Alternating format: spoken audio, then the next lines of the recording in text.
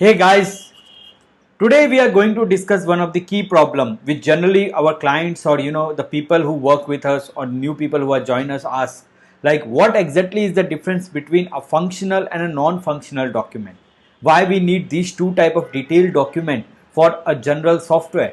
Why don't we just keep a single document and work around on the same? So today we will got to solve this problem which majorly many people have, like what is the difference between a functional and a non-functional and why the two. And because software is all about functionality, like you have some input, you have some process and you have some output. Though it is a functional document that is quite sufficient for a development, then why we need a non-functional setup? Why we need something like which is actually not talking about the process of the software but something else, and what is the benefit of that?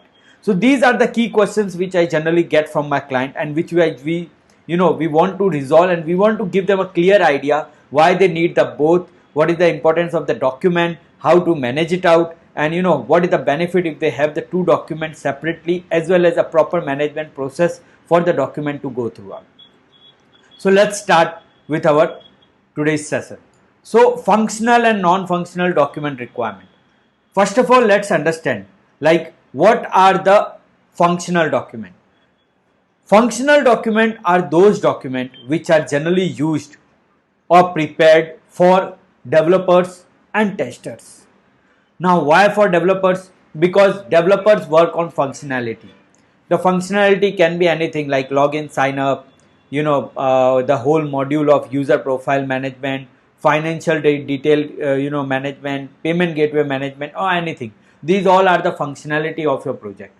You are making something like a Uber or an Airbnb, then the booking system, the photo, the view, or the tracking of that particular location, and then going out and making the payment and managing the transactions and all things. So all these are functionality.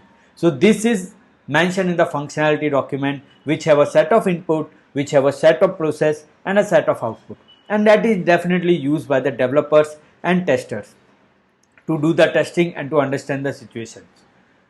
Now, so if these are the things, so what major things which we covered in the as described in the functional document is like authentication or different way of authorization, transactions, detailed error, and all these things. So now what is non-functional document? Non-functional documents are the benchmark of the standard, or it's like a company standard or something like that. Non-functional documents actually keep many things in their understanding which generally need once you are in the post development mode. For example, right now you may be in the MVP mode, like you are just making a normal MVP to test the market, or minimum viable product. So you may not consider about non-functional things because you just need some set of functionality to test the market, to see how deep the water is, and then go for the full launch. But when you go for a full launch, you need non-functional. Why? Because non-functional will consider these parameters which are very important for user experience. It can be availability, reliability, security, performance, scalability, usability, and maintainability. Other than that, also there are many factors, like because you have good features, you have good function, but if the app is not available at all time, if the speed is not good, like it take a lot of time to render the data or work around, if it is not at all secure, the performance is not good, or if it can't be scalable, you can't scale it to the 1,000, 10,000 or 50,000 or 100,000 users, then what is the benefit of making it? That's why non-functional requirement and non-functional document have their own importance. Now let's see the key difference between the functional and the non-functional requirements of the project or of the document setup. Generally, as we definitely see, the key difference is about functionality and quality. Functional document hold the functionality, like functionality of the document which describe its function, its input, its process and its output. But non-functional document hold about quality, how good that is made, how it is made, how best it perform, how it process, and these all things. When the tester does normal testing over the functionality, they can go for a functional document. But sometimes they need to do some critical testing, okay, about the stress test, about the server management test, about the user stability test. Then they need to go for non-functional document setup. Dependencies, use cases and benchmark. Why dependencies on use cases? Because when you go for a functional document, you need to provide different use cases. For example, if person log in by a mobile number, he will get a SMS for authentication. If person log in by a email, he will get a authentication email at his email address, and he need to work out on that. If person forget that thing, how he will going to recover? These are the use cases, like different scenarios which we need to manage it out. For example, if any transaction is there in between and we didn't get any response from the payment gateway, but the amount got deducted, then how this use case is been managed or something like that. So all these use cases are coming in the functional document. They are the part of the scenario how the user is going to manage all the functionality. However, the benchmark is the part of non-functional document, because we need to keep the market benchmark up to date. Like for the security, you might be using some some type of crypto or some type of a secure 256 hyphen algorithm or something like that, but it may not be suitable for that industry. You are working on a restaurant industry or finance industry. They have their own different way of security. You may not encrypt every data, but you need to encrypt specific set of data compulsory. So these type of requirement are the key part, okay, which we need to work out when we are going for a non-functional thing, and benchmark are like whatever is the market standard that we need to follow on the same. Then dependency on business analytics and software architect. Now here people are generally getting confused. The confusion is who is business analyst is, what are their role, and why it can't be a software architect, or actually how they differentiate each other. Now business analysts are those people which actually understand the industry. They try to be in your shoes. They try to create the situation, like how the whole setting is going to be, how user is going to experience. They eventually try to interview the end user and try to make it something like which they are friendly, or they love the user experience in the way they need. So they are actually more in the functionality setup.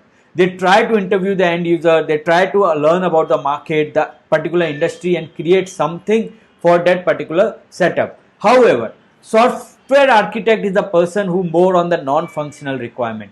He actually work more on the scalability, reliability. He work on the database architecture in such a way, like if there are thousands of users, then also there is no issue. He work on the setup in such a way like all the things grow, enhance, and easily be scalable. So these are the key part which these two people are differentiating and working out.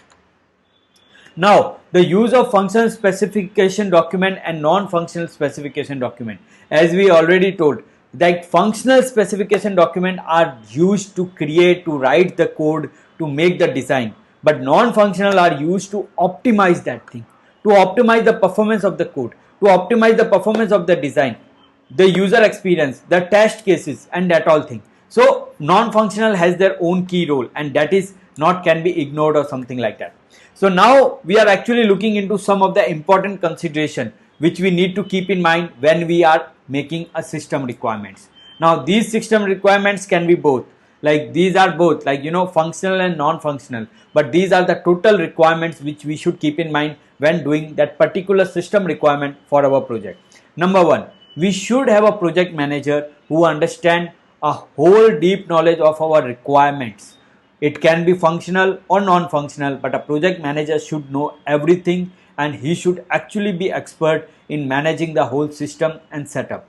Number two, we should have a software architect on our onboard team who can actually design the architect in such a way like it should be reliable, scalable, and easily work out in the future. Number three, we should have a business analyst who know about our market, our industry, who learn or who take some user interviews or end user interviews and create some user experience which we don't need to test again and again. So that is an effective way to work out. We need an effective team as a collaboration. Then we need a proper functional and a non-functional document. Then we need to get approval on that particular thing with all the stakeholders. And finally, we need a proper way to manage the process, like how it is going, and it should not be modified and it should be intact. And if need to be modified, then it should go through a proper authentication way or a proper process. So overall, at the end, what I want to verdict about this problem, like functional and non-functional, both document are important. functional and non-functional both have their key stakeholders or the developers who can create it.